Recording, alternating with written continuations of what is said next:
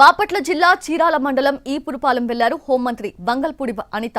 యువతిపై అత్యాచారం, హత్య జరిగిన స్థలాన్ని పరిశీలించారు. యువతి కుటుంబ సభ్యులను పరామర్శించారు. వారిని ఓదార్చి ధైర్యం చెప్పారు. ఘటనకు సంబంధించిన వివరాలను పోలీసులను అడిగి తెలుసుకున్నారు హోంమంత్రి అనిత. నిందితులను త్వరగా పట్టుకోవాలని ఆదేశించారు. బాధిత కుటుంబానికి అండగా ఉంటామని హామీ కూడా ఇచ్చారు హోంమంత్రి. సీఎం ఆదేశాల ప్రకారం బాధితురాలి కుటుంబానికి 10 లక్షల ఎక్స్ గ్రేషియా ఇస్తామన్నారు.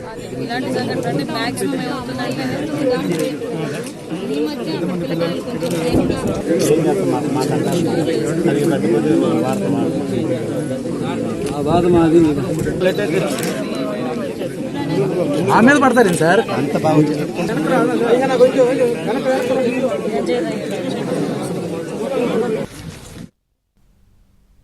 వైసీపీ హయాంలో తమపై పెట్టిన అక్రమ కేసులు ఎత్తివేయాలంటూ హోంమంత్రి అనితను కలిశారు బాపట్ల జిల్లా మత్స్యకారులు. తమను కొట్టి జైళ్లు, కోర్టుల చుట్టూ తిప్పారంటూ హోంమంత్రి ముందు కన్నీటి పర్యంతమయ్యారు.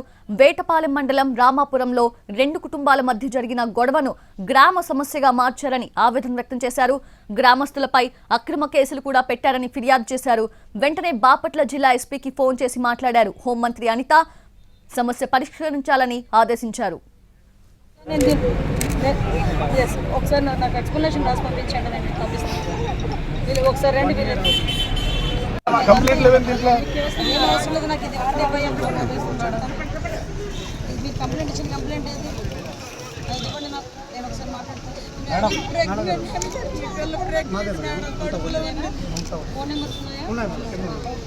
మా దగ్గర నుంచి మీకు ఫోన్ వచ్చింది. Madam police department madam. మీరు ఎక్కడున్నారండి?